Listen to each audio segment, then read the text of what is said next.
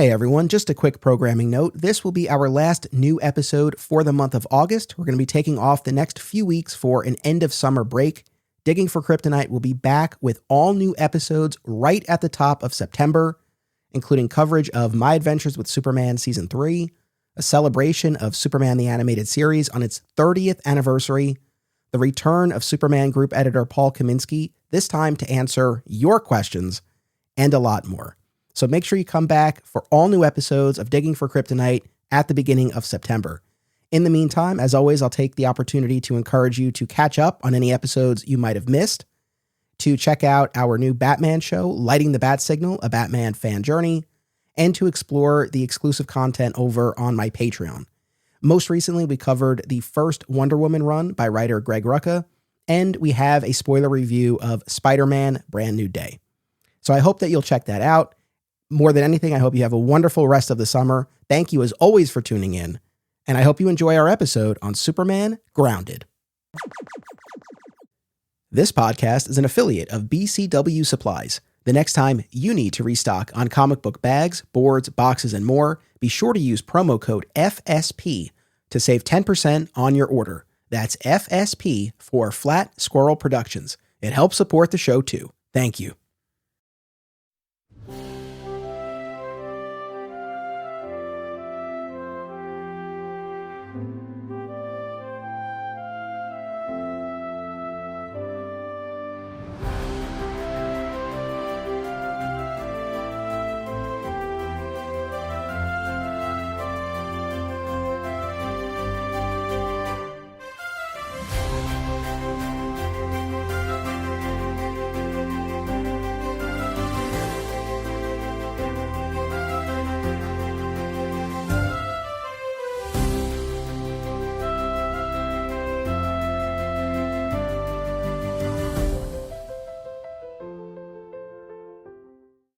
Welcome to Digging for Kryptonite, a Superman fan journey. I'm your host, Anthony Desiato. Joining me to discuss Superman Grounded by J. Michael Straczynski, Chris Robertson, and Eddie Barrows is the host of the Krypton Report podcast, returning guest Tyler Patrick. Welcome back. Hey, thank you. I'm really excited to be here and talk about this story that I really do love. You hear that, folks? We have a fan and a defender of this run. I think it's fair to say this is a notorious one. This was a year-long storyline that came after the New Krypton saga, right before the New 52. And this was the story where Superman went on walkabout across America to reconnect with humanity.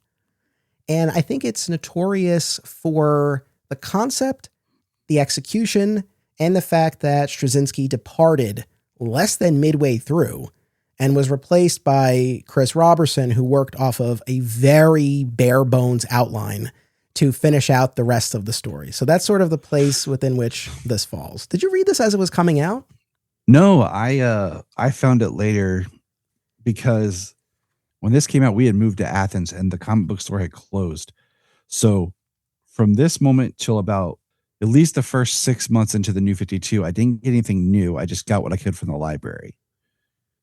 Because there was nothing around us. Gotcha.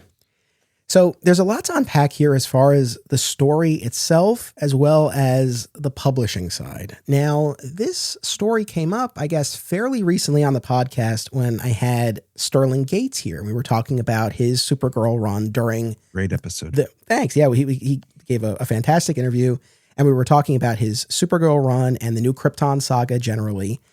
And this wasn't any breaking news. This has been out there already, but we talked about how the intended end of the New Krypton saga was severely truncated in order to make way for the incoming JMS on the Superman title. So what we ended up getting at the end of the New Krypton saga was this weekly, month-long War of the Supermen miniseries, but it was originally intended to be a months-long event involving multiple titles, a la the Sinestro Corps War. I think that was the comparison that Sterling had made.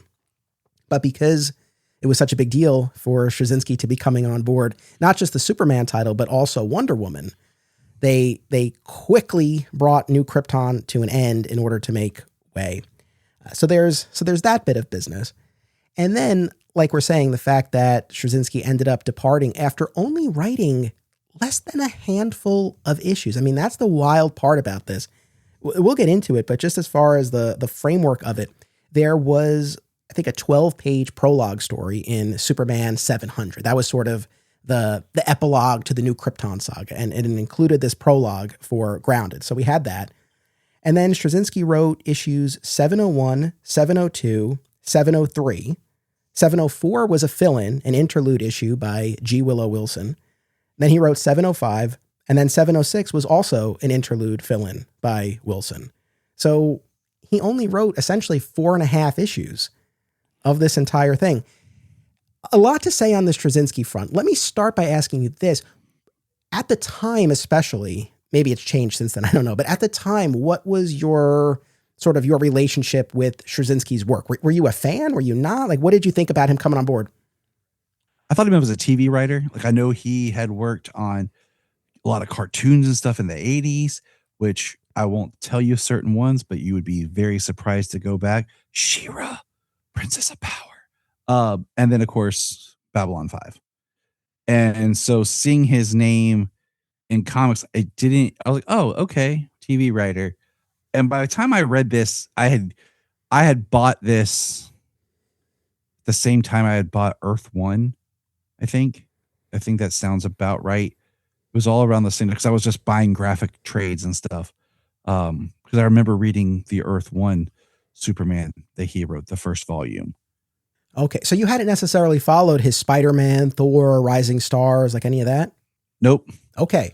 So I was very familiar with JMS as a comic book writer when this came around. And it's one of those things where, taking his Spider-Man run in particular, unfortunately, I think there's a bit of a cloud hanging over it because of stories like Sins Past and One More Day.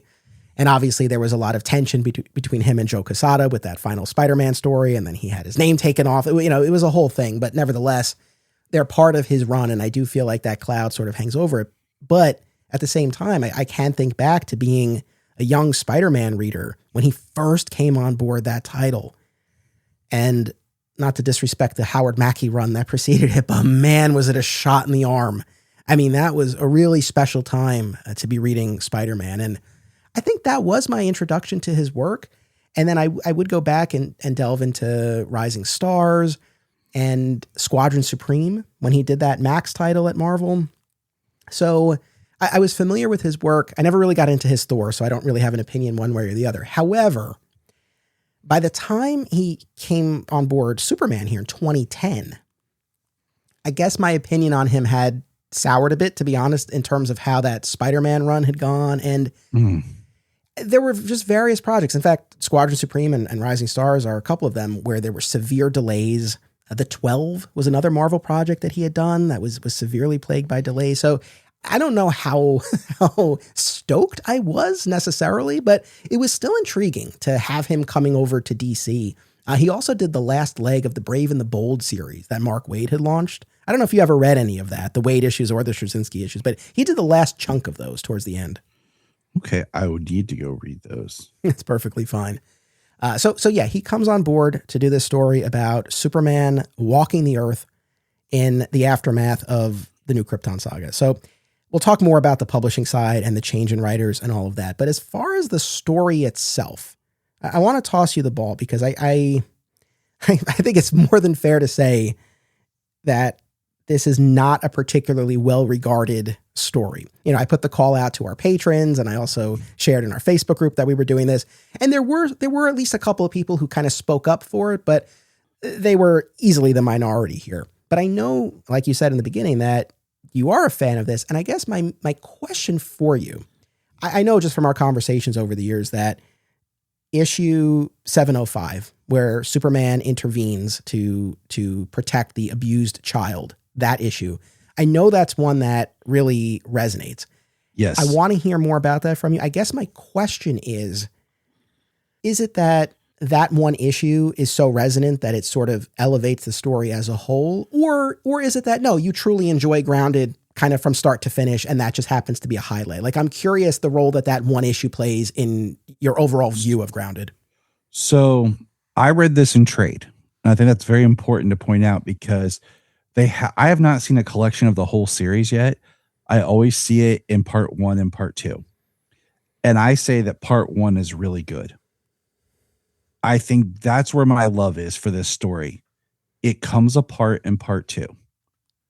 And that's where the things go downhill because, and we'll get there.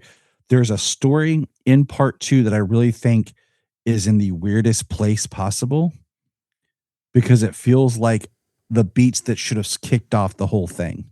So with that said, I want to kind of look at the first part because in the first part, I like the idea of Superman deciding he wants to be connected with the general people. I always like that whole champion of the oppressed connecting with the people of the earth. And you get to see kind of these sweet moments of him, like when he walks by and helps the guy and he uses his x-ray vision and tells him what's wrong with his car. I think that makes it very personable. And it's him connecting and seeing people and everyone thinks he's crazy, but it's him just kind of experiencing the general population and not over them. And I love that idea. I love it. But the two that gets me the hardest is the lady who wants to commit suicide. That really gets to me because I feel like that's such a beautiful, true blue Superman moment. I think everyone always goes to the one-page Grant Morrison and All-Star, which is great.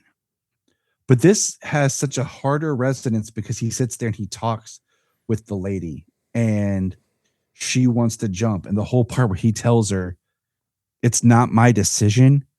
I give you my word. I won't stop you. Because you assume that Superman's going to save her, but he's also honoring and respecting her. And that's a huge thing for him to do.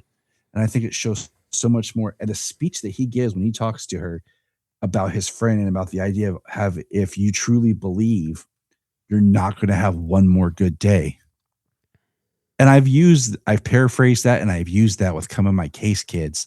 For anyone who's listening who doesn't know, I am a case manager for Child Protective Services in my local county, and I deal with abused children and everything like that. So, and I've dealt with a lot of kids in their mental health field and their problems. And this kind of conversation, I've dealt with kids who were trying to commit suicide. And using this kind of context, it really resonates with me. So this whole thing where he talks with her and he spends the time and he just stays there with this one person, I love. And then how she just leaps into his arms. So that whole thing right there, love it. And then the conversation with the jogger. And I like, just him playing basketball. And I like just the little things of him connecting with general people. And then, of course, you and I both have experienced in some different ways J. Michael Straczynski's biography. Yes. I did the audio version. He had a very rough childhood. I connected with it because of my job. So the one about the child being abused and his dad beating him and Superman like holding back and wanting to hit that guy, but not being able to. I know that feeling, and I'm going to get really emotional, where you're looking at people in the eye and you know what they've done and you wish that you could do something more about it.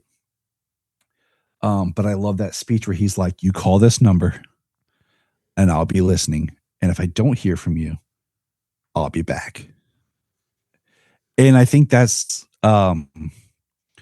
much like the story of Superman Up in the Sky that takes it to the extreme about how one person's important to Superman.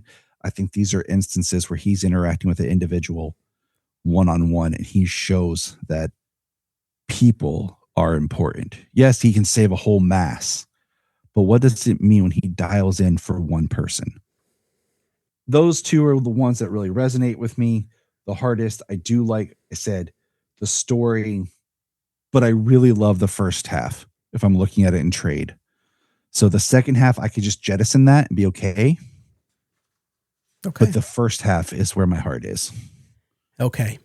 So, well, thank you for sharing that. And that's why I wanted to have you specifically on for this, because I wouldn't do this episode if it were just going to be, a stupid story. No, we want to dig into it and find what value there is. And I'd be lying if I said I got as much mileage out of Grounded as you did, but I'm so glad that it resonated as much as it did. And we have a number of patron comments here. And I want to start with one who co-signs on what you're saying here. So this is from Jared. He says, I guess I'm going to be the one that goes against the grain, but after reading through the whole story for the first time, I much prefer the JMS issues over Robertson's. I get why someone might prefer them because it is more superhero-like and less well-grounded, but I feel like stories like Superman helping a woman decide not to commit suicide or save a young boy from his abusive father did more to showcase why there must be a Superman than some guy in a Superman shirt literally telling us why. Mm-hmm. Mm-hmm. So I totally get what you're saying, and we'll get more specific, but yeah, generally speaking, when Robertson took over, it was still grounded and we were still following Superman from town to town, but it took a more straightforward superhero approach. And you had visits from Batman, although there was also a Batman visit in the first part, but you had a visit by this time Bruce, because the first time around it's Dick. So we're at that point in time in DC history. Yeah. But we get a visit from Bruce and Barry and Wonder Woman, this really threw me. I know I'm plunging ahead here, but yes, I was like, what? Like Superman didn't recognize her. It was like they had never met. I was like, what the hell is going on here? But that related to the story that Straczynski had started over in the Wonder Woman title where her timeline was altered. It was that sort of business. But I have not read, what is that? Wonder Woman. Is that Wonder Woman Odyssey? Odyssey. Yeah. Yeah. I have not read that in a long time.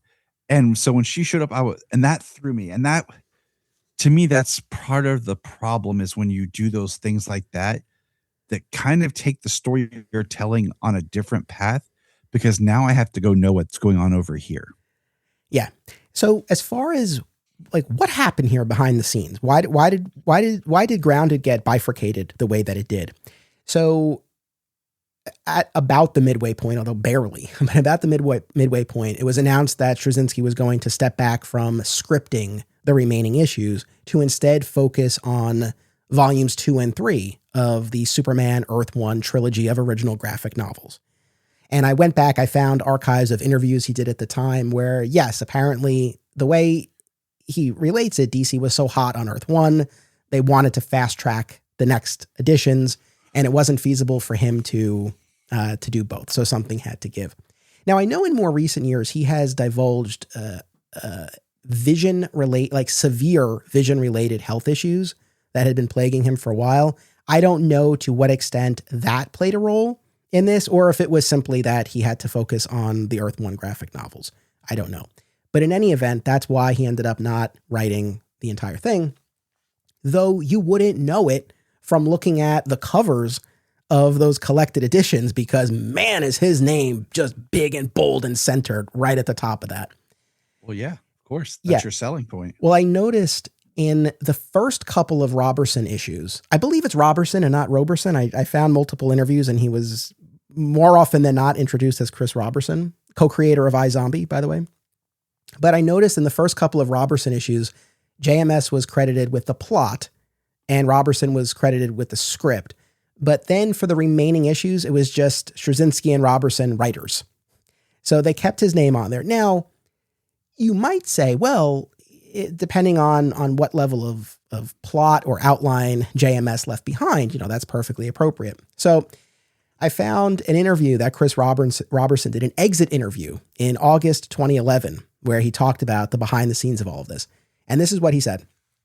When I signed on in October of last year, they gave me a 1-page, you could charitably call it an outline, written by Straczynski, where he saw the remaining issues going.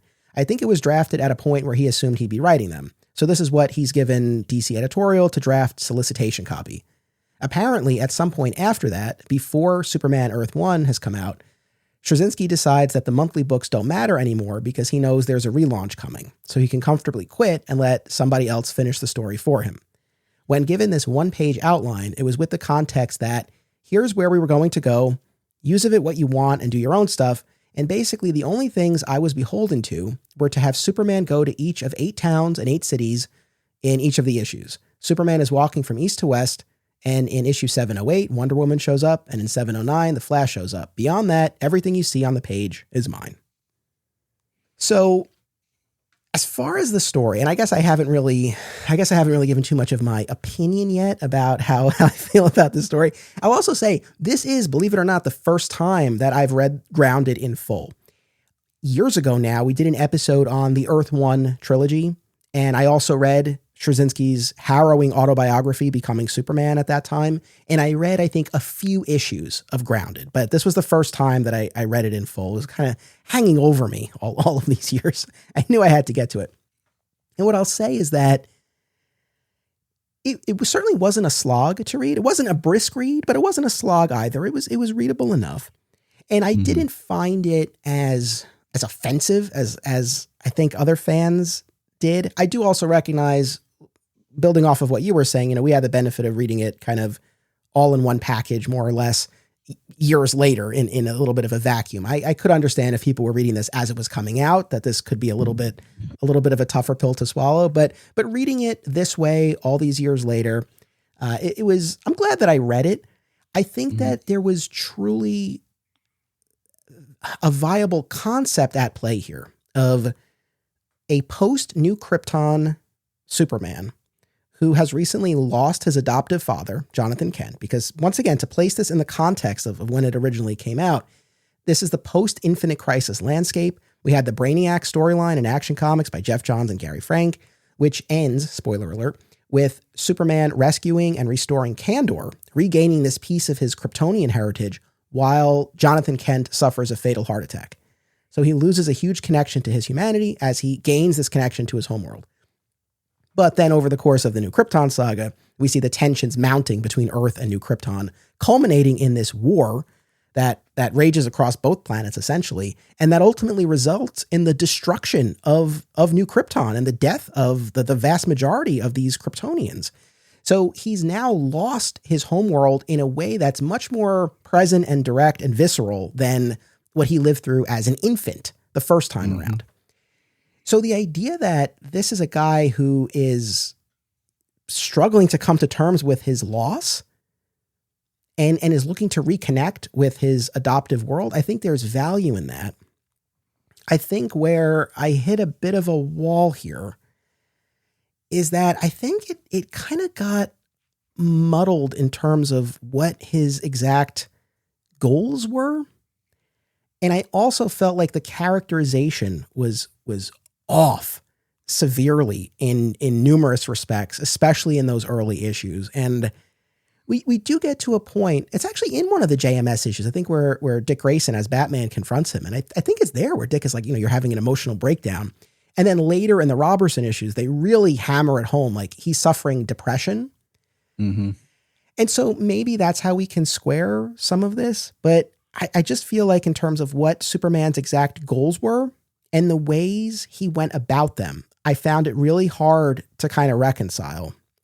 And I can parse that out a bit more because I've really been thinking about this a lot. But let me say this right from the jump. In Superman 700, that prologue to Grounded, the slap heard round the world, where Superman's back on Earth, he's on the street, he's answering questions from the people, and then this woman comes up and smacks him across the face. Now, how her hand wasn't shattered, I guess he went along with the slap. He rolled, he rolled with it. But so this woman takes him to task because while he was off dealing with New Krypton, her husband died of a brain tumor. And she feels an inoperable brain tumor that the doctors weren't able to treat. And she feels if Superman had been here, he could have used his X-ray vision and his heat vision to assist or to perform the surgery. As far as the setup of this and kind of our inciting incident, I don't quite know why JMS chose that specific track. I agree. For a couple of reasons. One is that something that Superman normally does? Assist with those types of situations? I mean, I'm thinking about the George Reeves show, season 2, Around the World with Superman, where he helps cure that girl's blindness. But generally, I feel like that's one of those topic stories tend to kind of stay away from. What was your read on that? Well, I'm trying to remember where it was. Where was it? One of the the Christmas one by Dan Jurgens, who has a similar story about helping their dad in the medical or something. And I mean, my thought with that is there should be a line of people ready to slap Superman if that's it, because he should just be hanging out in the hospital at all time, curing everyone with, his heat vision, microscope vision. Um, you know, so I think the inciting incident of that is a little.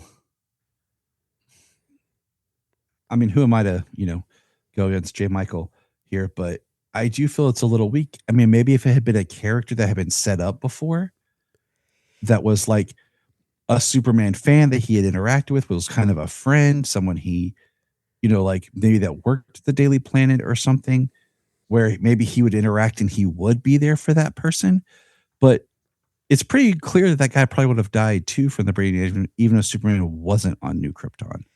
Yes. So like this is my problem with it, where I mean, I understand how they were trying to tie it to New Krypton in that you were off on New Krypton and that's why you weren't here to cure my husband's brain tumor, but it just feels like it should have been more clearly, more directly tied to New Krypton. If this guy had died in the battle, in the war with the Kryptonians, then I feel like this would have, her animosity towards Superman, I feel like would have tracked a bit more. I mean, and not to harp on this, but it's just one of those things, I guess. A woman coming up to Superman or anybody coming up and saying like, you could have saved my loved one with your powers and you didn't. I feel like you could do that at any point. Mm-hmm. And especially when we're talking about this question of a medical intervention. I mean, that's a very delicate topic to kind of broach in the superhero realm, because now we're really butting up against these very real world problems. Yep. And it's not that it can't be done. And we've cited a couple of examples, but it was just kind of odd to pin so much of it on that. Because that felt like something that was not contingent upon New Krypton specifically.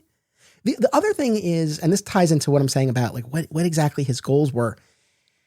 I guess, I mean, I'd have to go back and look at New Krypton again. It's been a couple of years at this point. Maybe you remember. You and I did it together on it. We did. And I don't know, maybe you remember more vividly, but it's like, I don't know that I came away from New Krypton with the sense that he's lost touch with his humanity.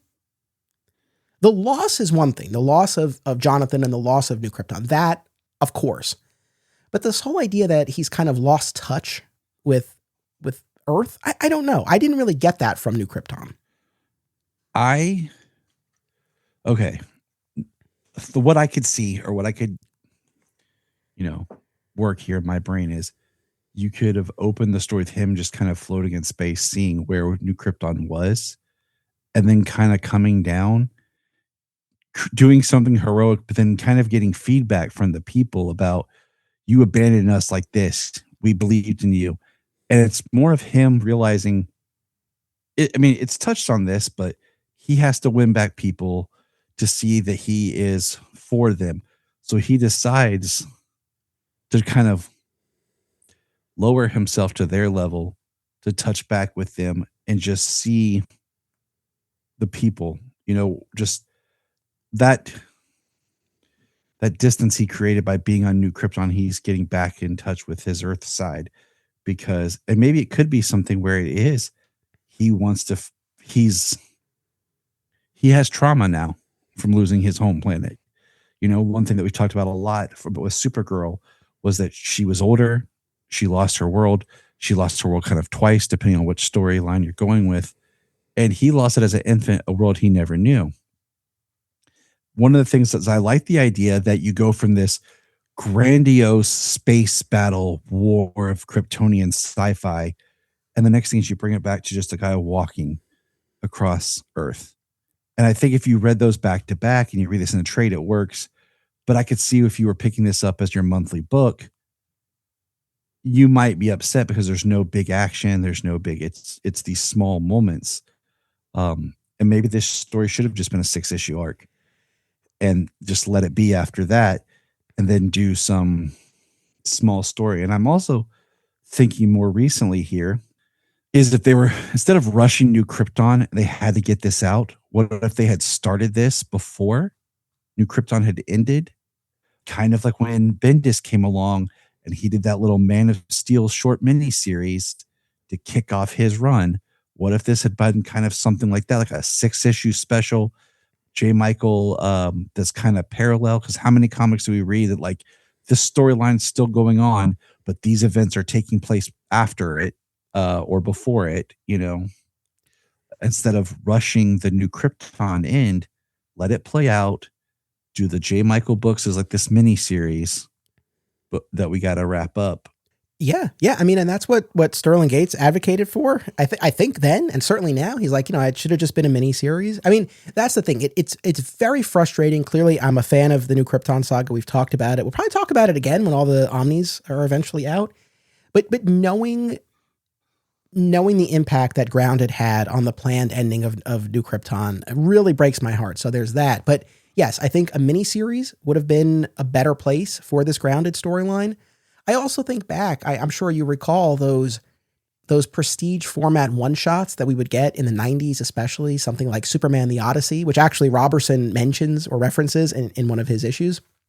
But I feel like this probably could have just been that. This could have been a miniseries. This could have been an oversized one-shot. The other thing is, and going back to this idea of the bifurcation of the storyline, no, I don't know. Maybe he would have refused, or maybe he would have claimed he couldn't. But I like to think Straczynski probably could have just wrapped this up in one more issue, and they maybe just could have capped this at 6, and then Robertson could have come on and completely done his own thing. Yeah, and I think everybody would have been better served by that. I mean, can we look at it in a very similar vein of doing Robertson could have come on and done his own kind of For the Man Who Has Everything, or not? Sorry, Whatever Happened to the Man of Tomorrow. Where they know they're going to do this reboot, so I could come on and tell a very strong story, and I don't have to worry about continuity or the continuation. I could do the strongest, most, Superman loses Lois, whatever that you couldn't do in continued comics. And then we had the reboot. You guys know I talk about Smallville a lot, but when it comes to listening, one podcast is at the top of my queue. Always Hold On to Smallville, hosted by our pal, Zach Moore. Zach and his guests bring tremendous insight, passion, and humor to each and every episode. If you're new to the podcast, just pick your favorite Smallville episode and start there. And keep tuning in. The podcast continues past their series rewatch with more great Smallville and Superman talk. Listen wherever you get podcasts, and keep an eye out for the other shows on the Always Hold On To network. If you're looking for one podcast feed that can deliver you a breakdown of the Othello influences on 2004's The Punisher, a ranking of every Batman movie trailer ever, and a celebration of the 15th anniversary of the Jackie Chan adventures, all in the same month, then the Pop Break is right for you. Every week, their team of talented podcasters release new episodes of shows that dive deep into your past, present, and future pop culture obsessions. So whether you need your weekly fix of One Piece's pirate adventures or Love Island's hot goss, the Pop Break has you covered. Subscribe on all major podcast platforms or by visiting thepopbreak.com. I'm a parent, which means that a family-friendly comic shop is a must, and there's none better than Aw Yeah Comics. Visit one of their 3 locations, Harrison, New York, Muncie, Indiana, or Skokie, Illinois, home to our pal, Sweet Sweet Bernie. Follow them on social media and at awyeahcomics.com for news about signings, live sales, and much more. Their name says exactly how they feel about it. Say it with me now. Aw yeah. We're back, baby. Who's back?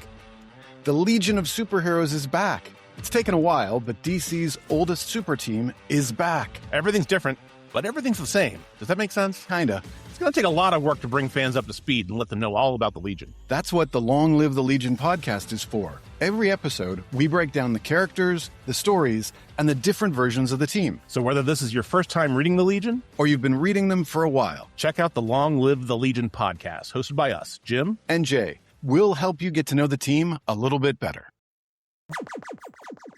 Yeah. But so now so again, I think in terms of the setup, this inciting incident of this woman slapping him for not curing her husband's brain tumor because Superman was off dealing with New Krypton, I think there's a stronger approach that they could have landed on, but that's what sort of sets the wheels in motion. And at the end of that prologue, Superman begins this pilgrimage across the country. And you hit on a lot of these beats before, but just to give the example for people, especially for those who haven't read it or you haven't read it in a while, I would argue issue 701, start to finish, like soup to nuts, is the most grounded of the grounded storyline. Like, I think if you were only going to read one issue to get a sense of like, what was Straczynski going for here? It's this one. So again, you had hit on a lot of this, but Superman, he's walking through town. There's this guy whose truck isn't working. His buddies are trying to give him advice. He's not listening. And then Superman appears. And of course, with his vision is able to tell him, oh, it's a problem with the fuel line. And then Superman goes to a diner. He just wants to have a bite to eat, a Philly cheesesteak, because he's in Philly, of course, but he doesn't have money. Or not enough money, because he doesn't carry much around on him. And he refuses to take any handouts here. So he, quote unquote, pays for his meal by rearranging the stock room at Super Speed. And then he's talking with the people here and learning about how the town's fallen on tough times. And this one neighborhood in particular, there have been a lot of foreclosures, and all these drug dealers have bought up these houses and are using them as these drug dens. And so Superman walks through, and these drug dealers are essentially taunting him, claiming like he's not going to do anything. And he uses his heat vision to set their stashes ablaze. Yeah, he checks all the houses with his X-ray, make sure there's nobody inside first. I think that's why I love it. Is it reminds me a little bit of Golden Age, and I think you hit what I was getting at here: an oversized issue, just a thicker, oversized book. I think with just like a 3-issue or something. But I think it's just refreshing for me that I love to see Superman with the common people. He's not dealing with some space alien invasion. He's not dealing with crazy cosmic thing. It's just he stops. It's back to that Golden Age. He stops some drug dealers in a neighborhood. He helped a neighbor. He's using his powers like how I wish we could see people in power really help. Well, there is, yeah, I hear you. And I think there is definitely a wish fulfillment aspect to this. And I think especially when you get to issue 705 with the abused child, and knowing what we know about the abuse Straczynski endured growing up, that we learned about in that autobiography, you really get the sense reading that one, that was some wish fulfillment that he was working out, that if Superman or someone had known, had heard, had intervened. So there is, I guess, somewhat of a visceral satisfaction in that. And then going back to that first issue, and you laid this out beautifully before, but this moment with the jumper and the way Superman talks her down and the amount of time he spends with her. I know there are some who have argued, and we'll hear this in one of the patron comments a little bit later, that All-Star Superman did this better and more efficiently. But I hear where you're coming from, that you really got to kind of sit in that moment with Superman and the suicidal woman. And there's something to be said for the amount of time he spends with her and how he approaches that situation. And the fact that he gives her his word that if she jumps, he won't intervene. And like you were saying, how he ultimately gets through to her is with this idea of like, do you think you'll ever have a good day again? Now, it was interesting to get your take on this, because I'm not a trained counselor in any way, shape, or form. And so, I don't know if that's an appropriate method of trying to talk somebody down. But it sounds like from your perspective that is a viable sort of track to take. I think it's a way of getting people to thinking, like you can tell people, oh, take it one day at a time. And what does that actually look like? And what does that actually mean? With writing or anything, there's always ways to shorten and truncate scenes and things like that. But I think it's the details that give the scene its flavor. Yeah, it's real short in All-Star. He just stops a girl from committing suicide by saying, your doctor really did want to be here. But he doesn't dive into what her real pain is and why she wants to do this. Here, he's allowing this woman to tell her. She's yelling, she's talking, and he's spending time. And what is the most valuable thing that any of us have? It's our time. So he is taking his time to sit there and talk to her. Her name is Felicity. And, letting her go, and the police are watching. And at the end, the police officer asks him, hey, question for you. Would you have really let her fall? Superman just stares at him and says, good night, officer, and flies off. And leaves him on that like, oh, wow. And he also says, the officer says, she'll be all right. We'll get someone to talk to her. Superman says, that's good. It might be better to get someone who will listen to her. Sure. Yes. So there is something powerful about that. However, now this kind of ties into these frustrations that I was getting at about the the goals and the motivation of the character here. So I'm glad we're digging into this. So there's this moment with the woman, like you're saying. And then the final piece is, as he's leaving town, this guy stops him on the street and asks, like, why are you doing this? And Superman launches into this whole lecture where he's quoting Thoreau. And so that moment, the way he speaks to the law enforcement official after the business with Felicity, when we get to 705 with the abused child, the cop there is like, oh, thank God, like you were here. We wouldn't have known. And I'm paraphrasing, but he says something along the lines of like, it didn't take me. It's like anybody, who's paying attention and cares could have accomplished this. My problem with that moment in that issue specifically is that I don't feel like that was set up properly, in that you never saw in that issue anybody not paying attention to this kid. The most you get is that this kid is with his little friends in the neighborhood when the abusive father comes home and drags the kid away. Maybe you can assume maybe these kids are telling their parents and they're not doing anything. I don't know. I think there was a really important piece that was not there in that issue where, I don't know. What if you had seen those cops drive by and they hear a ruckus in the house and they're like, oh, that family again. And they keep driving. They don't pay attention. And now he's taking them to task for that.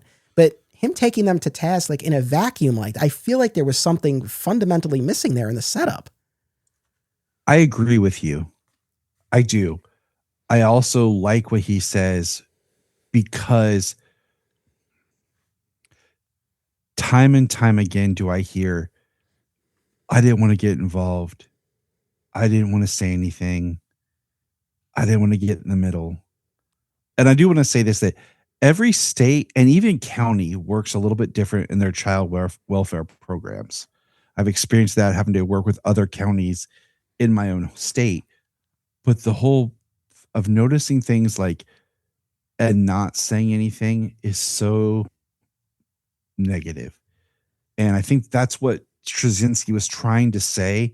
And I think, with whatever he experienced as a child, that maybe there were times that if people just would have paid attention or noticed, they would have seen what he was going through. But I do believe that the setup could have been a little bit more in your face about people not like certain things. Like you could have even done it of the classic, I fell or I was hit at recess, or the stuff where people might just brush it off and not really look more into it, to where sometimes you need to pause, slow down, and ask a few more questions. And I think that's kind of what was going for here, was the punch of every one of us as people have the power to know something and to say something. And if we would have had people like the neighbors or just kind of walking by and showing that sometimes we're so wrapped up, like if we were to do this now, it'd be so easy to do a panel of someone walking by on their phone while the kid's getting yelled at or pulled in by his dad, to just hit home that if we would just look up and pause, what are the things that we could see? And in that moment, we could be a Superman to a child. 100%. And so I think there's a lot we can read into this about what this child's experience has been like. And especially you with your background and your expertise, you can really fill that in. But I do feel like it was a misstep of the story to omit that. You only see this kid at home or right outside his home with just other kids. And it's a very harrowing cover. All the covers were by the late, great John Cassidy. And this one in particular, it's the young boy in a Superman shirt with the black and blue eye. And most of this issue, or at least half of it, is taken up by this dream battle that Superman has, which we'll get into that more. But so I feel like there's a reallocation of real estate here that I think really would have helped sell, because this is a sensitive, important topic and one that was clearly personal and important to JMS. And I wish that the full story had done it the justice that it truly deserves. But so we have this moment with the cop, with the other officer after the almost suicide. There's also the issue where Superman uncovers these alien refugees who are living and posing as humans. And he has this bit about like, oh, what are you contributing to the community? And then ultimately like puts them to work to revitalize this this factory and turn it into a medical research facility. And that really, these moments really didn't ring true to me. And so this is the, I think more than anything, the problem I had. Because look, I think there are some people who heard about the story or read the story, like, oh, Superman walking across the country, what's that? I'm open to that. But there are various things in both halves of this run that are brought up. The fact that Superman is trying to reconnect with humanity. He's trying to understand the plight of the average guy. He's trying to rediscover what truth, justice, and the American way mean. He's dealing with this depression. He's trying to win back people's trust. I'm not saying that those are all exclusive ideas to each other. There's overlap. I recognize that. But at the same time, they point in enough different directions that I'm a little hard pressed to say like exactly what the goal was, especially when you look at the means that Superman is employing. Like if it's really about reconnecting and winning people back, why the hell is he lecturing that guy about Thoreau? Yeah, that it's almost like he was just trying, like the guy was picking a fight and Superman was trying to confuse him. Yeah. I also feel like there's an aloofness to Superman in a lot of instances, especially early on when he's walking. And I mean, I don't know, maybe you can argue, well, no, he is a little bit off because of everything he's gone through. Okay. But it just kind of bugged me how he seemed surprised that people would find this odd. Like they're following him. He said, well, I'm just walking. And there's one woman who asks him, I forget the exact question. And his response is something like, you call yourself a reporter? Maybe it wasn't quite that harsh, but it was. Yeah, it was.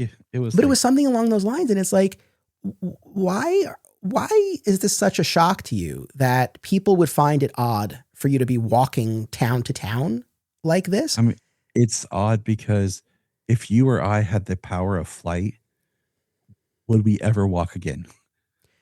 Right. You know? Yeah. But so for people like, why are you walking? You can fly.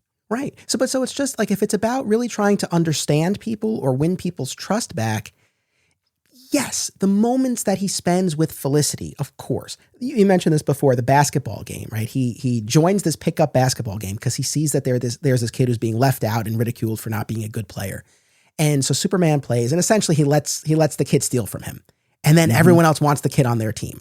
So there were moments like that, but I feel like then there were these other instances that really went in the opposite direction and was hard to square. And then maybe my biggest question of all is, where is Clark Kent? Well, I like what his rationale is. Because you said something that made me think, if this story, if they wanted it to be a year long, how much better would it have been is if you had taken the issue with the boy and have had just about that boy, and we had done more, and it almost becomes the boy becomes our protagonist in the issue, and Superman's kind of in the background, and then, you know, the interaction. And then we did a whole issue that set up those aliens more. And it was about, you know, he uncovers them, but then he has more conversation about the world needing to see aliens in a better light. You know, things have been harder since New Krypton, what they're offering. And there was this more debate between him and them about what they're doing compared to what he was doing.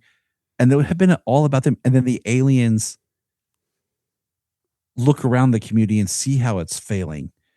And then they decide that they want to help, you know, and you had spent that whole issue just on that story. So we're not chopping these stories into segments. And then you open a book with like the basketball game. That's your opening little short story that you're in. And then how much better if we had not done the slap around the world, but actually tied a little bit more to New Krypton than just that little bit of dialogue. So as the reader, you get a little bit more sense of, like we've said a couple times, what he's going through coming out of New Krypton. And so if I hadn't read New Krypton or picked up, if I had a little bit like a recap in there and we saw his emotional side and maybe he's talking to Lois and then it kicks it off to where we really get, and maybe like for like, I'm thinking about from like a visual thing is like the whole episode, maybe he's up in space floating and then he's flying and he's talking to himself. And then maybe like he sees Lois on a rooftop and the whole issue is he's in the air and the last panel is his feet hitting the ground. And the book ends with his feet touching the ground, and that's what kicks off Grounded. Like the whole issue's him up, and then he comes down to try to, just like he wants to kind of just connect. Now you said about Clark Kent earlier in, like, I think it's issue 1 or 2, he tells Lois, don't worry, they'll lose interest and I'll just send Perry stories as Clark following. And she says, well, won't the other reporters notice you're not here? No, don't worry, they'll lose interest. And it's the first instant in the diner where they're like, what's he doing? He's eating. Is this all this is? You know, and they start leaving and stuff like that. So his Clark persona is once again just making stories using Superman. No, I hear you. But I guess my point was more, not so much how Clark is accounted for in the story, but I agree with you. Yeah, that's what we get here. But it's more, if this is about connecting with the common person, reconnecting with his own humanity, why not go on this walkabout as Clark? Because surely he knows at this point that people are going to regard him vastly differently as Superman than as Clark. I always quote this issue right after the death of Clark Kent in the 90s. It was a Stuart Immonen issue of Adventures of Superman, where after all the conduit business, like he's thinking about giving up being Clark, and Lois has him conduct this experiment where he goes into a diner, you know, first as Clark, then as Superman, or vice versa, and he's regarded so differently. So I feel like he has enough sense to know how he's going to be regarded. And this is what I keep going back to, like what the exact purpose is, because if it's about Superman really reconnecting with the people, that's one thing. But if it's more about Clark reconnecting with his or just Superman reconnecting with his own humanity, I have to imagine doing so in his civilian guise would have been more natural. I know, we love to get creative and think about potential rewrites. There is in that prologue a nice moment where he's reminiscing about Jonathan and this metaphor about plants and soil and how you have to turn them and they get stuck or however it plays out. I was saying to myself, what if, because Jonathan Kent, he had been in the army, he had traveled presumably the country and the world to some extent. It's like, what if Clark had gone through Jonathan's old stuff and found a travel log or journal or something like that, and then retraced Pa Kent's steps and went to these places that Pa had been before? You know, something like that. I think, and could have that been ties beautiful. back to the emotional of losing Pa and losing that humanity side. And it's the same kind of purpose of touching back down. And I guess, like you did just hit the nail on the head there of like, this is about Superman reconnecting with the people as well. And I think if you would have had a little bit clearer that, Clark, Superman, whatever you want to label him, he's not infallible. Like he makes mistakes. He's not always thinking clear, and him getting to the point where he's not right. Like, look, I know what you're doing. You have to admit you've lost touch or you've lost something in you that you're trying to get back, would be an interesting conversation between him and another character. It's more than him just trying to win the people as Superman. But I like the idea if you had maybe a parallel story of walking as Superman, but then walking as Clark. And what does that look like? Because there is a point where someone asks him, well, what if there was another crisis? What are you going to do? He's like, I'll go deal with that and I'll come back where I left off and keep walking. Right. And again, if the idea is it's really about Superman reconnecting with the average guy, that's okay. And in that first issue, when he's listening to the problems of the people in the diner and that points him towards that neighborhood with all the drug dens, good. But too much of the rest of it is him imposing his views and lecturing people. And that's where I just can't help but feel like there is this disconnect at play here. So all that being said, what you brought up, what Jared brought up in that comment, ultimately it's funny. And we still have a lot more to unpack here, but it's like, I probably found the Robertson issues more enjoyable because they were pretty straightforward. And there's a really intriguing concept, the Fortress of Solidarity, that we'll talk about, that Robertson introduces in one of his early issues. But if I really am looking at this as grounded, these early issues, to your point and to Jared's point, do represent the intent of this. But as I keep saying, and I don't mean to belabor the point, I'll let it go, I guess, at this point. It's just that I feel there is a lack, to me, maybe you feel differently, maybe the other readers feel differently, but I feel like there is a lack of clarity of purpose of the story and of Superman. And I don't, I don't mean to lay the blame at the feet of editorial. Matt Idelson was the editor. I actually had the opportunity to speak to him a couple of years ago on the podcast for a few minutes. Nor do I mean to absolve the creators of any wrongdoing. And when you're dealing with someone like Straczynski, who's a big name, big time writer, I don't know how many notes you really can give him. I think it's, that's probably a bit of a dance. I don't know how that goes necessarily. At the same time, I can't help but feel like a firmer editorial hand here could have pinpointed and smoothed out some of these rough parts that we're identifying. Because like I keep saying, I look at this and I do feel like the idea, there's viability in the idea, but in the way that it's being presented, it feels like these are pretty glaring issues. I don't know. And so I can't help but feel like maybe a little bit more of like I said, a stronger editorial hand maybe could have got us to a better spot. Yeah, I agree. I agree with that because you could have zeroed in on the story, and the more we go on, you'll point out, like what you were just hinting at, they should have ended the grounded and let the next team just do what they want to do. Because there's some cool stuff in there. It's like they're trying to do what they want to do, but fit it within the grounded, and it's just taking it farther from the idea of what they started with.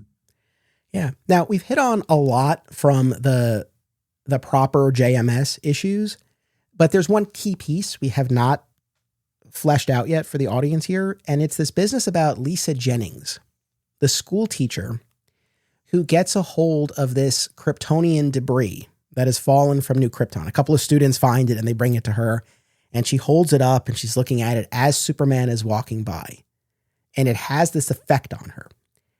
And she comes upon this guy at a bar and is able to imbue him with powers, and he attacks Superman. And then throughout the rest of the story, like, Lisa keeps popping up. She's watching Superman. She's making all of these ominous statements. And I mean, I'm really plunging us ahead here, but essentially, she comes to describe herself as the personification of his self-doubt.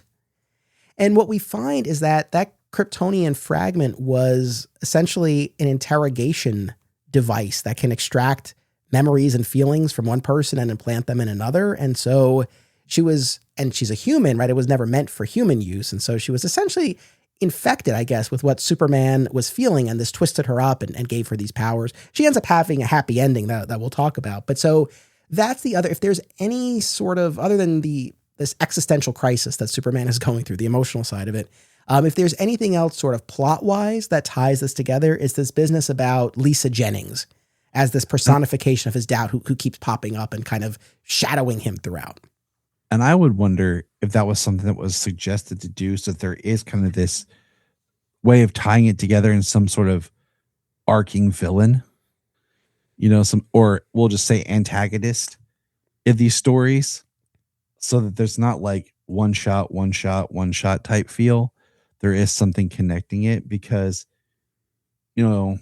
it does go back to the New Krypton. Pieces of New Krypton are falling. And that will pop up again in one of Robertson's issues with the Flash, where there's this headband that's the teaching instrument that's got him all tripped up. So yeah, there are a couple of instances of that. And I feel like that could have been, once again, my feelings are now like, push all this forward, do 4 issues solid of just grounded from Straczynski. Robertson does his thing. That's where we could have done the artifacts. That's where we could have done the fortress and done some more of the crazier, more comic book things, because I really think the grounded part was to be a more grounded story. And then before we get back to the fantastical. Yeah. Now, a couple of more, I think we're at the point where we can start to segue into the Robertson piece of this, if you're cool. Let's do it. Yeah. I have a couple more patron comments that sort of take the opposite approach that you and Jared did. So Martin says, the storyline was idiotic in concept. Now, I'll stop there and say, I think that there was some viability to the concept. I think it was more the execution, but in any event, I'll continue. Martin says, the storyline was idiotic in concept, and JMS fulfilled that promise. Superman walking across America because he needs to get to know the common man. If only he were otherwise a big city reporter raised in a small town. JMS's Man of Steel was generally unlikable and a dick to the police in particular. Thank God JMS left and Chris Robertson came in and gave us some actual great stories. I share your annoyance about the curtailing of the new Krypton story, Anthony. How many times has JMS come in, kicking off a good creative team and direction, then quickly left? He did the double here, messing up Superman and Wonder Woman at the same time. A couple of things on that front, and then I welcome any thoughts you have. But so yes, on the Wonder Woman side, and we were getting at this already, he had started a story called Odyssey. Same thing. He started, did the first few issues, left behind, I guess, an outline of some sort, and Phil Hester, poor Phil Hester, wrote out the rest of the storyline. But I remember going back to being at the comic shop when this was coming. I remember, and it's funny, I'm trying to think offhand of other stories that he just abandoned. Like, I remember a lot of delays. I forget offhand about other just like dropped product, but I just remember when he left these, there was a sense from us at the shop of like, oh, here we go again. So while I don't remember all of the particulars, there was that sense. And then the other thing just worth mentioning here is that, yeah, not only did his departure kind of screw up where these particular stories were going, but as you might recall, this was also the same time that James Robinson was writing the Justice League of America title. And my understanding is that because of JMS's use of Superman and Wonder Woman, Robinson was not allowed to use them in Justice League. And so instead he used, I believe, Mon-El and Donna Troy. And he also had the Dick Grayson Batman at play there as well. So I've not read those issues, so I can't say one way or the other, but just worth mentioning, I suppose. No, that sounds right. You know, a lot of that time, my comments on his, I get where he's coming from. I can see where some people, maybe they want bigger, more action for their Superman stories. And I think Robinson does do some great stuff. I often get tired where I feel like comic book writers over convolute stories. And that goes back to what we were talking about, like simplifying certain things. They'll over convolute and overdo things where you could have a stronger, just more simplistic story. But everyone's entitled to their opinions, and you know, I've expressed why I like what I like of this story. So sure. All right. Well, keep that mindset for this next comment from Jeff Tischer, who says the execution is just awful, especially in the early parts.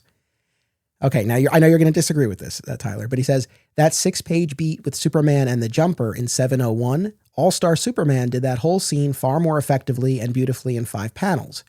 Superman doesn't act like Superman. He acts like a sanctimonious windbag. He shouldn't just suggest a guy with a heart condition talk to a doctor. He shouldn't talk down to the guy walking his dog asking a question. He shouldn't act like it was the first time he had ever seen a family abused by a bully father, or again, the sanctimony to the cop at the end. He shouldn't put the burden of checking in every day on the kid. He shouldn't have qualms about helping the alien refugees. He shouldn't demand they contribute to the community as a condition of staying. Robertson did his best and at least made the last 7 issues somewhat readable, but I'd rather have read an original Superman story of his over this. The shame of it is this is an interesting premise for a story. Superman thinks he's lost his human connection and decides to meet people where they are. Instead, we got this. Now, we've already talked a lot about the moment with Felicity and all of that, but I do actually, to Jeff's point, I wanted to get your opinion on what he brought up about in 705 at the end, Superman gives that little boy a number to call. And he says, call this every day. And if I don't hear from you, I'll know something is up. I mean, Jeff here clearly takes issue with the fact that the onus is being put on this young boy for these check-ins. How did that play for you? I get what he's saying, and I get that. I think it would be exciting that you have a number that Superman's listening to. So as like a child or even an adult who likes Superman, but here, it's like you're calling, am I getting a voicemail where I can be like, hey, Superman, it's me. I hope your day is great. Like I played at the playground today. Like you feel like someone's listening for you. That's kind of how I took it. It's like he gave him something exciting. I do feel similar about the aliens. Like we talked about, like if you had given that more time, the heart condition, I think it would have been interesting if he like x-rays him, sees him, and the panel is the guy yells for his wife. Superman takes him to the hospital, comes back as the wife's walking onto the porch, grabs the wife and takes her to the hospital too. And it's like, if he hadn't been there, the guy would have had a heart attack on the porch. Yeah. Instead of being like, call your doctor. That seems very passive. So So I can agree with that. Like, and I hate feeling like I'm rewriting everything, but it's like things we've seen and done that you feel like, okay, I could connect to this. But I won't touch on the Felicity thing. I think I've already said enough on that. Just go back and listen to that part again. Gotcha. It's been over a decade since my comic shop closed. But if there's one place where I feel the same sense of camaraderie, it's Fat Moose Comics, the Garden State's best and oldest comic book store, led by current owner Sean Hendricks. Visit Fat Moose in Whippany, New Jersey, and be sure to reach out via the Fat Moose Comics Facebook page. Moose is also home to our main man, Justin DeVoe, who is taking you inside his world of collecting and cosplay on his YouTube channel, Tannelier's Basement. Subscribe today. This podcast is sponsored in part by Rick Reason. No product pitch this time, no big sales campaign. Just a comic fan helping support a show he genuinely enjoys. Rick believes comics matter because stories matter, especially ones about hope, grief, second chances, and trying to be better than you were yesterday. Follow Rick Reason on Facebook for comics, humor, life reflections, and the occasional third shift existential crisis. Ever wonder what would happen if a person who knew barely anything about comics decided to absorb hundreds of Superman stories from all eras and media? That's exactly what Robbo is doing on This Podcast Will Never Die, which starts with all the ways the Man of Steel stood out on the newsstands in 1938.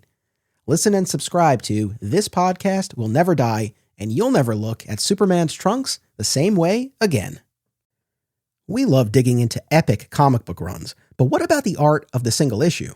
Single Bound is a podcast series hosted by married couple Amy and Logan as they review single issues of comics, many of them starring the Man of Steel, Logan's favorite character. Listen and subscribe on Spotify and YouTube, and follow the show on Instagram at Single Bound Podcast. The last thing in this first chunk of Grounded is, like we said, we do have these two fill-in issues by G. Willow Wilson, these interludes. So the first one is in 704 with Lois, a road less traveled type installment where she reconnects with this college boyfriend while she's in Indiana and she sees this guy's home life. And then at the end, she's talking to Superman, like questioning, like, do you really need me? And then there's another one later on. Perry gets the spotlight, which I quite liked, but he's going up against this critical blogger. And, you know, a lot of it is recognizing the time period in which this came out, but like a blog, like what's all this about? You know, I did not get a ton out of these two interludes. They felt rather light and forgettable to me, though I did like the fact that Perry had the spotlight. I don't know if there's anything you want to say about either of those. I think you could have shortened the one with Lois and it could have just been an old college friend. Didn't have to be a boyfriend, and then just showed kind of this parallel between married couples, what he lives with his wife compared to what Clark and Lois have, and you know the whole "do you really need me" thing. I think is kind of overkill because once again, if the theme is grounded, Lois helps ground Superman as a person. Going back to Smallville, like when they quote that. He's going to need Lois when he takes to this guy to kind of keep him grounded and connect to because he's still a man and humanity. Yeah, it's one of those things with Lois asking, like, do you need me? And even as much as we already have all these potential motivations that Superman is wrestling with here, we're going to have yet another one early on in the Robertson part, where now it's this question going back to the classic Bronze Age tale, must there be a Superman? So now beyond just reconnecting, learning about the plight of the average guy, now it's also about like, should I be Superman at all? And it's not that these ideas can't be explored, but they do kind of play, to me at least, as like, oh, you're telling your first Superman story. Like you're curious, you want to tackle this. Okay. But I think when you look at the sum total of Superman stories that have preceded your run, it feels like we're just taking a huge step backwards. And it feels like, hey, this is like Lois, like, does he need me? That feels like that is well settled by this point in time. You're married. You know, if that's the story you do after he proposes and you haven't got married and you're dealing with those early jitters of getting married, you know, I wanted to comment on the Perry interlude because part of me feels, why wasn't this a Jimmy Olsen story with Perry? I don't remember where Jimmy was at this point. Yeah, we'll see him later in the story in Vegas when he runs into Livewire. But at this point in Right. time, yeah, I don't know exactly. But I'm just like this whole new character who's a different photographer, and like, if it had been like Clark kissing a random woman, I mean, sorry, Superman not kissing Lois, but like Superman kissing some woman as he's walking. So we're tying it back to him walking, you know, and like, oh, he kissed some woman out here in Ohio, because Ohio is mentioned a couple times in this story. It would have made more sense. But this really feels like it doesn't really track with anything. We're getting new characters and Perry. Yeah, so you have this blogger who claims to have evidence about unethical practices in terms of how the Daily Planet engages with and covers Superman. And the quote-unquote smoking gun that they produce is this photos that someone had sent into this blog of Superman and Lois kissing, but then it ends up being an easily uncovered Photoshop job. And so it's like Perry learns what a blog is, and then this blogger learns about the importance of, I guess, verifying your sources and doing your due diligence, and Perry offers him a job at the end. Which I don't feel was earned. So then we get into the Chris Robertson portion. And like I said before, a more straightforward superhero approach. I feel like this veers more into like Superman's tour across the DCU. Like we said, we have these encounters with a really kind of messed up version of Wonder Woman that was a little hard to figure out in the moment. Batman, where they recount this early meeting with them in Tibet, where they team. This is before they've adopted their costumed identities, and they team up to fight off the army of Vandal Savage, who's trying to discover the pathway to Nanda Parbat. So there's that.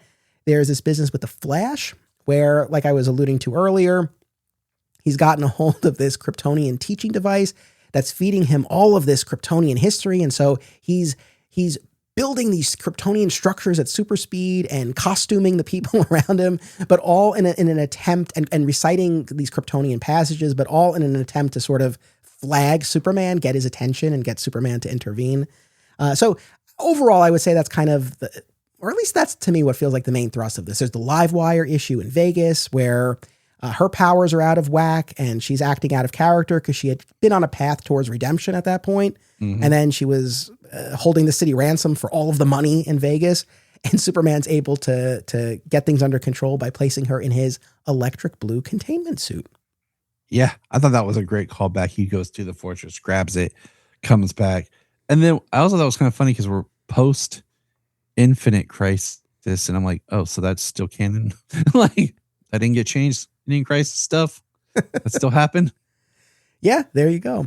But we start off with this issue with this chemical plant that Lois is investigating because she's linked up with this whistleblower who's explained how this plant is not following EPA guidelines and that they're essentially dumping unhealthy levels of chloride into the surrounding environment.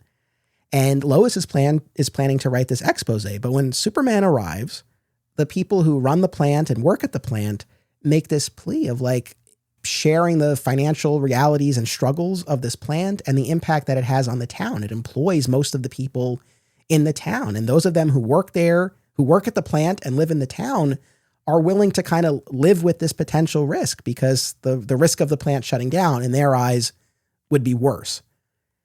And Superman agrees and even goes so far as to explicitly tell Lois, you can't write this story. This one probably shocked me.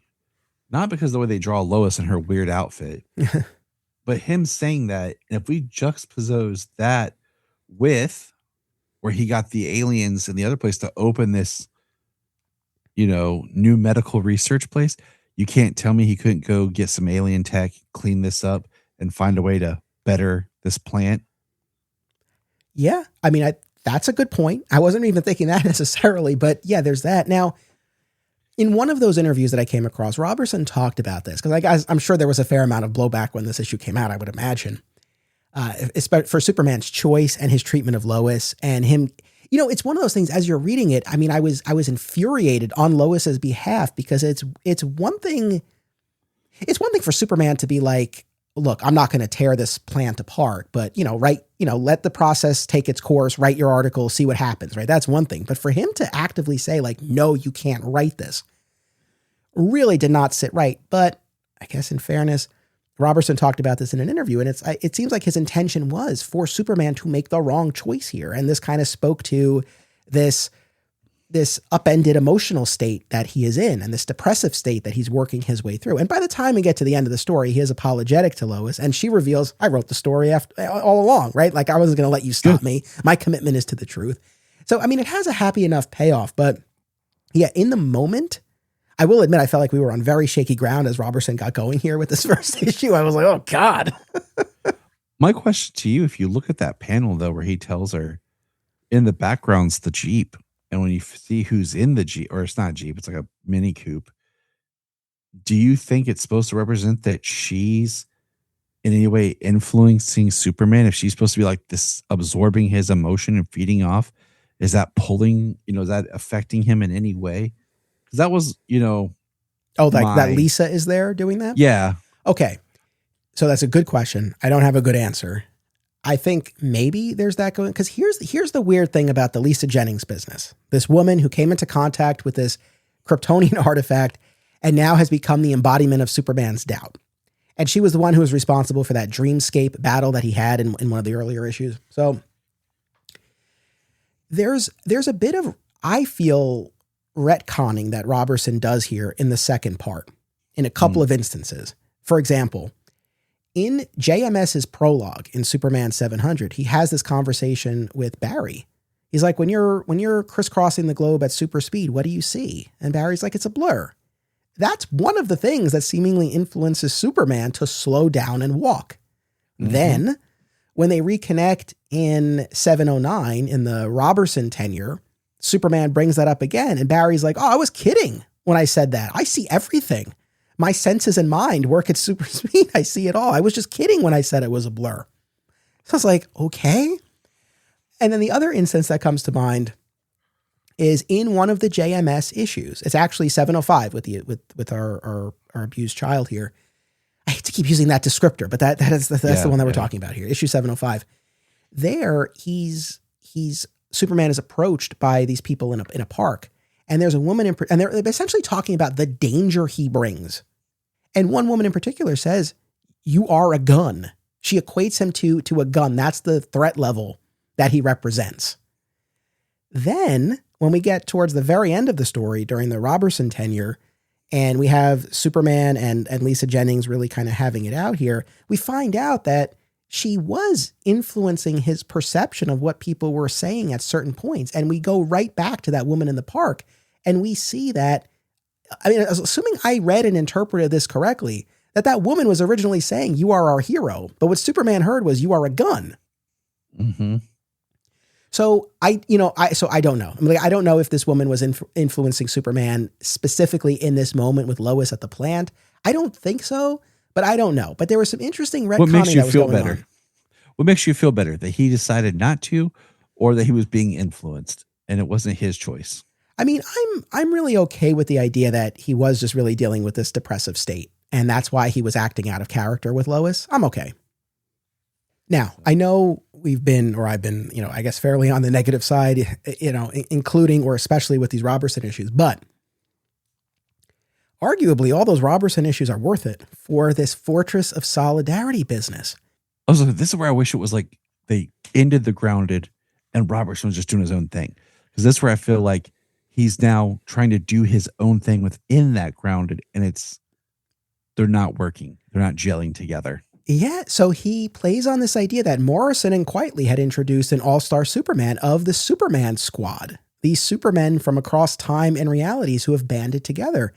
And they essentially stage a bit of an intervention for Superman here. And they take him through this portal into what they call and we refer to as the Fortress of Solidarity. So all of these members of the Superman Squad convene here. And I thought it was such an intriguing idea. And I mean, this is where I feel like Robertson was his most Morrisonian, because there's this description of the various members of the squad. And one of them is like a sentient solar system. And then there's another one that's like a living thought. and another one that's a single-celled organism. Like it really, really felt like we were in Morrison territory, but I thought it was such a cool idea. This is one of those ideas where I'm like, this is cool, but at the same time, I'm like, it's that love-hate that I have. Like, this is really cool if I want to take it to this cosmic, otherworldly high level. But I thought I was in a story that was supposed to be down here with the common man. Right. Like, that's the thing. And I, especially knowing what Robertson said about the bare bones outline he had to work. I mean, it feels like this was something, he was going in his own direction. And yeah, I mean, arguably it should have just been its own story. We have one last patron comment here from Josh Marowitz, who says, with a tip of the hat to Stephen Colbert, the character, the Fortress of Solidarity, great element of Superman mythos that hasn't been seen since the New 52, or the greatest element of Superman mythos that hasn't been seen since the New 52. There was that one rebirth story that looked like it was going to feature Supermen from around the multiverse, and I was so ready for the Fortress of Solidarity, but didn't get it, and I was ready to fight the creators. And then he concludes by saying, I love Fortress of Solidarity because it is the supremacy from Alan Moore's Supreme, sure, but that's understandable since that's surely what it's based on. Robertson is such a huge fan of Alan Moore's Supreme that his late 90s Supreme fan website is still online. Now, I've never read that. I have the issues. I've not read them, but so I wasn't aware of that point of connection. So thanks to Josh. That's really awesome. So the Superman squad, like, they're the ones that really pose this idea to him of, like, he needs to answer the question, must there be a Superman? We get to this point towards the end where Superman goes to Connor and Kara and says he's not going to be Superman anymore. Like, he's still going to help people, but in secret, the way he used to do in Smallville when he was first starting out. And that he doesn't need to be this target and the symbol.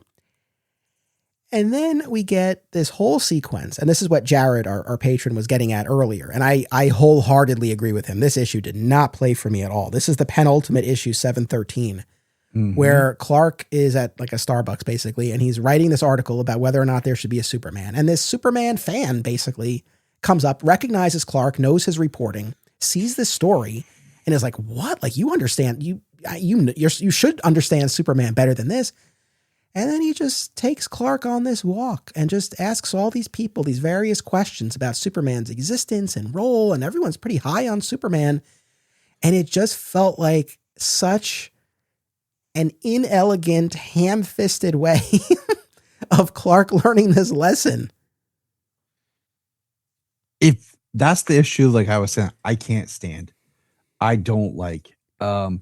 If you had tooled that to be your inciting incident at the beginning, something where Clark was writing up a story and that's what kind of kicked off him deciding to do this, that would have worked. And then maybe at the end, you kind of split that issue and you bookend it with the beginning.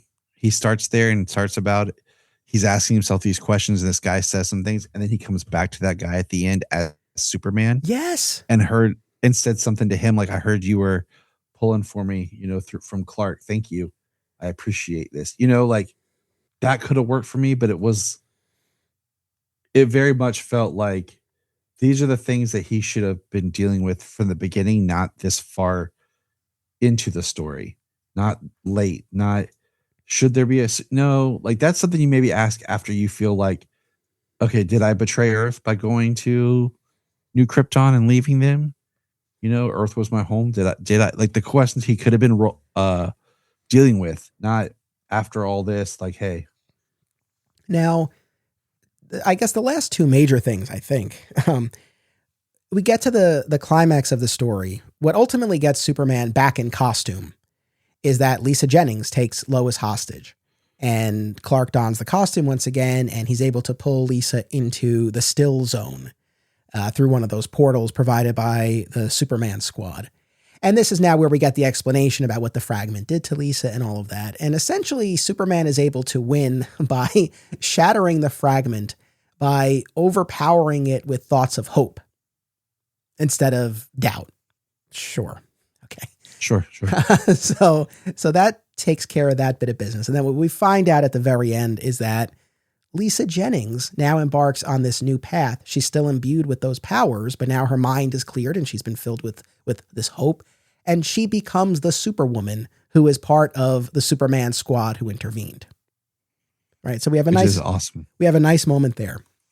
The other, I think, really nice thing about Robertson's issues, and especially the end, is this idea, and it's one of those things that's kind of heartbreaking because this was literally the last story in the Superman title before the New 52. So this went nowhere. But essentially, Superman forms this Supermen of America team because in his travels, he encounters people like Iron Monroe and Super Chief and Livewire herself. We also see this brief moment with Steel, even though he didn't have a part to play in the story otherwise, with Supergirl and Superboy, where at the very end, Superman is giving them all signal watches. And it's this idea that now he's going to have this network across the country, which, again, a cool idea. Like, that's the thing. Fortress of Solidarity, Supermen of America, like, that should have been in lieu of Grounded Volume 2. Like, this just should have been its own story. And, I think that would have been the way to go. Because there is the part where he's picking on Batman and says something about Batman Incorporated. Yeah. So it's kind of like him making his Superman Incorporated kind of thing is what it is. I mean, that's a story I guess someone could pick up now and run with. Would be neat. Yeah. But so here's the last thing that I have, and then I welcome any other thoughts that you do. So DC pulled issue 712 that Robertson had originally written, and that apparently was drawn and ready to go. And they replaced it with an inventory story by Kurt Busiek and Rick Leonardi, which is actually, I think when we did our crypto top 10 moments, I think I ranked this as number 1 or close to it. But it's the story where Crypto is dealing with the loss of Connor post Infinite Crisis. So they ran that in place of this Grounded chapter. Here's what it was originally supposed to be. I found the original solicitation for issue 712. Meet LA's newest superhero in the latest chapter of Grounded, Sharif. But Sharif discovers that in today's current cultural climate, some people don't want his help. They just want him gone. Can Superman aid Sharif and quell a prejudiced public? Or are there some problems too big for even the Man of Steel to solve? Sharif would have been a Muslim superhero. So that was the original solicit for 712. Then, in June 2011, DC put out a statement announcing the change in contents, that it was going to be this Crypto story instead, that had nothing to do with Grounded. And they said, DC Comics determined that the previously solicited story did not work within the Grounded storyline. However, Chris Robertson will be back for the final 2 issues. So I have 2 passages from Robertson, one from June. So at the same time, he says, as much as I look forward to seeing an unpublished Kurt Busiek Superman story, it's a shame DC didn't determine that the story we prepared didn't work in time for us to do a different story. As it happened, the Sharif story was included in the outline for the remaining issues that I submitted in November. The outline was approved, and in February, the issue synopsis that I provided was used to draft the solicitation text, to work up character designs for Sharif, the grown-up version of Sinbad from the early 90s. And for cover art to be penciled, inked, and colored. The script for the issue was accepted in April and was drawn, inked, and lettered. Unfortunately, when the issue was ready to be sent to the printer in the 3rd week of May, I was informed that the decision had been made not to print it. Then in August, we get more. So that was initially, and then now in August, he's doing his exit interview. He's done. So now we're getting more tea. He goes, the script for 712 went through, I think, 5 or 6 full revisions. It was lettered and relettered several times by the time it was approved by editorial. All of it was toned down. All of the fear and hysteria about a superpowered Muslim was all toned down until by the final version that was about to go to the printer, it was 2 disgruntled people in 2 different crowds, kind of muttering under their breath, I don't trust that guy. I think he's a terrorist. I don't even think we used the word terrorist. I think it was just, I think he's a Muslim. I don't trust that guy. The end of the issue was Superman saying what would seem in normal circumstances to be a reasonable position, which was maybe this wouldn't be so much of an issue if you weren't wearing an Arabic letter on your chest. Maybe if people couldn't see your face, if you wore a mask, if they couldn't see that you were an Arab, you could help them without running into this kind of static. And the kid says to Superman, well, you're from another planet, you're an alien, you wear a Kryptonian symbol on your chest, and last year your people tried to destroy the Earth. You don't hide who you are, and you're accepted as an American. Why should I be any different? Damn straight. It's a weird thing with this because my gut instinct when an issue is pulled and scrapped like that, I think my default position is to err on the side of the creator. It's like, hey, like why is this being stifled? Mhm. And I guess I like the ultimate point that Robertson was going to convey, like what this young Muslim hero conveys to Superman, but the idea that Superman's advice would be like you shouldn't display the fact that you're Muslim like that. I don't think know, Superman would ever deny someone to be themselves. Yeah. He stands proud as being an alien, inhuman. I don't think he would ever talk to someone out of being who they are. Yeah. I mean, that's pretty off-putting. I mean, I don't know if that was specifically why I get the sense that they just got gun shy about a Muslim character and just even broaching any of these ideas, especially until Jeff Johns was like, booyah, check this out. And come with Right. Simon Baz, like, I'm Jeff Johns. What's up?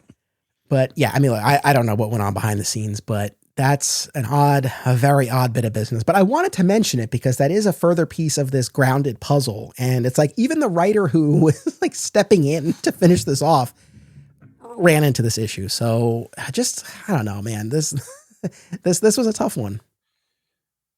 I was going to say the last thing I was going to comment on was about when he was taking his suit off, and was like talking to Supergirl and Superboy about, I'm going to do things in the background. That's definitely like a mental health sign that there's depression, something going on there. And once again, I feel like just that concept of him wanting to take the costume off is almost like him hiding and regressing. That should have been at like the start of the story. Well, let me ask you this as my final question for you, which is there is this acknowledgement from multiple characters. And to your point, yeah, I think it's clear from the way Superman is acting and the choices he's making that, yes, he is in this depressed state. Do you feel like the story adequately shows him breaking through that? No, because of the arrangement of things. Because I feel like we're going on a path, then we jump to showing him more in a depressed regression, and then I feel like with the second part, it feels like a different enough story that you could take it and you get a different version of what they started with in the first part. Or if you had moved the second part to the first part, because I feel like there's a lot of good ideas in here that just, if you could take all the story, look at it, and then kind of rework it, I think there's a solid story. But I feel like it was almost like you were too afraid to actually show Superman as having issues. I feel like there's always a reluctance to dirty him up too much, so to speak. It's like, it's not enough that, he's depressed. It's like, but then there's also this Lisa Jennings woman who's manipulating his perception and feeding into his doubt. Whereas it's like, I mean, I don't know. Do we need that? Do they feel they needed that? Right? No. So there's that piece to it too. It's like, that's that over convolution I was talking about. Yeah. Where you can't just let the story be that Superman's dealing with actual emotions of having gained his people turned on Earth. He lost his people. And now he feels once again as an outcast because he was trying to be the bridge between two worlds that didn't work. I know it's easy for us to Monday morning quarterback this 15 years later. I'm sure at the time, from DC's perspective, it was generally, there was a sense of, let's get out of this new Krypton business. We have this big name creator. He's going to come on, let him do what he's going to do. Right? I think that was kind of it. Mm-hmm. But now, seeing the full picture, yeah, it just, if I had my way, it's like, yeah, it would have been amazing for the true JMS grounded piece to have been a prestige format one shot, for New Krypton to have been able to play out the way it was originally intended, and for Chris Robertson to do, to your point, a whatever happened to the Man of Tomorrow-esque story to close out the post-crisis Superman before the New 52 and give us the Superman of America and the Superman Squad and the Fortress of Solidarity. Like that, I think would have been a much more viable path than what we ended up getting. We did it. We cracked the code. Yeah. But at the same time, I'm glad that I read it. I'm really glad that we talked about it. And this is yet another instance why I'm very grateful to have this podcast, because I think if I just read this and I had no outlet, I think I probably would just be frustrated. But knowing that we're going to come on here and just break it down changes the equation. It does, because it brings insight to things that you pick up and the way you perceive things differently than the way I perceive certain stories and the way they respond to me. And that's the beauty of sharing our opinions in having the questions that you asked. And I'm hopefully that after this episode, the people who did ask maybe will think of things a little bit differently and have some comments. And if they still feel the same way, then that's their feelings and that's okay. Yeah. But maybe they'll see it in a different light.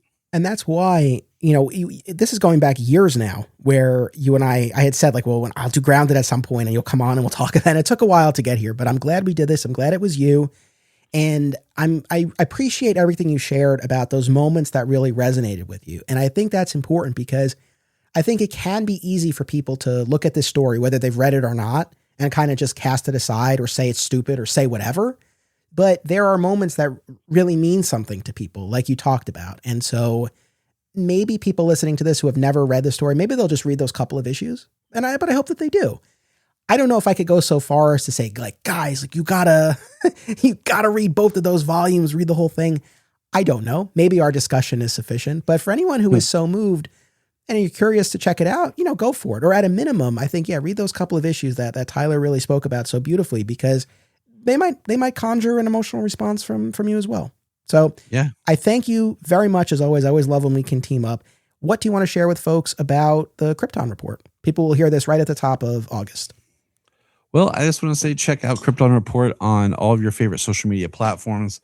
It's been a really fun year of just digging into Supergirl stuff. Like I said, I've read a lot of Supergirl and we've commented on that. Had some great guests. And August is going to be fun because we're going to have some Green Lantern stuff in there with the Lantern series coming out. And, always getting some new special guests to drop in, drop by and have a chat. It's a good time. Awesome. Well, I hope everyone will check out your show. I thank you so much. Audience, I always appreciate you tuning in. Make sure you come back next time. And until then, as always, it's about what you do. It's about action. Support the show and receive exclusive content by becoming a member at patreon.com/Anthony Desiato. Rewards include our DCU spinoff podcast, advanced listens, sponsorship opportunities, and more. My sincere thanks to all patrons.